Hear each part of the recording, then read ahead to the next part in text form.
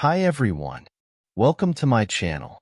In today's video, I'm going to show you how to use the Forminator WordPress plugin to create a multi-step form and how to dynamically change form fields using an API response with JavaScript AJAX. Let's get started. Installing Forminator plugin.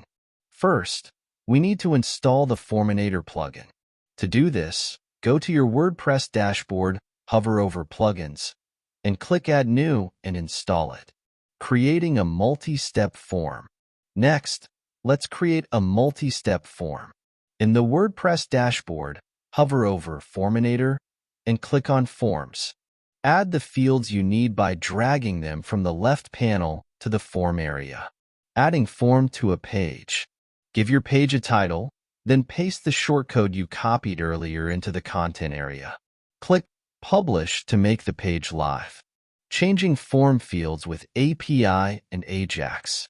Write the AJAX function. After adding the script, save your changes and refresh the page. See the fields update dynamically based on the API response. Thanks.